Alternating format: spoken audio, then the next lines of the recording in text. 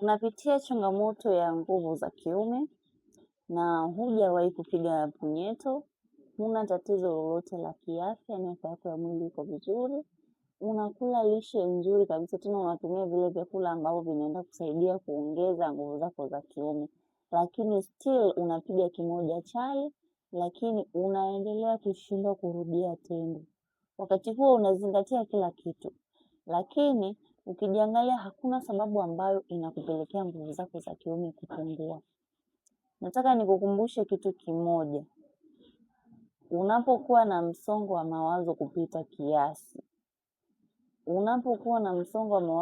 kiasi, yaani kama unajiona unafuata ratiba zote, jiangalie, kuna kipindi ulipitia msongo wa mawazo kupita kiasi?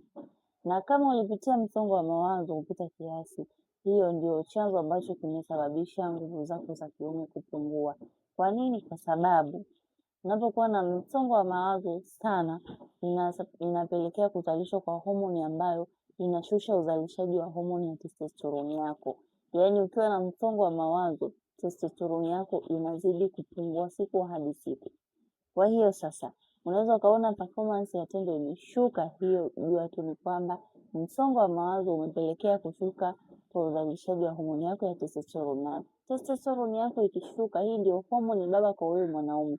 So ikishuka inapelekea nguvu zako za kiume kushuka, unapelekea kukosa hamu ya kushiriki tendo la ndoa, inapelekea kushindwa kurudia, inapelekea kukosa stamina wakati wa tendo. Hivyo sasa, kama umepitia msongo wa mawazo hujapata suluhisho mpaka sasa, au haujabahatika kupata matokeo mazuri, basi unaweza kuwasiliana nami kwa namba yangu ambayo iko profile ili nikusaidie namna nzuri ya kuweza kuondokana na changamoto hii. By the way, unaweza ukashare kwa wanaume wengi zaidi ili wakaweza kunufaika na hilo, kwa sababu msongo wa mawazo ni kitu ambacho kimetesa sana wanaume wengi na watu wengi. Ili mwenzio aweze kusaidika, mfuatie video hii, save, itakusaidia hata kwa wakati mwingine.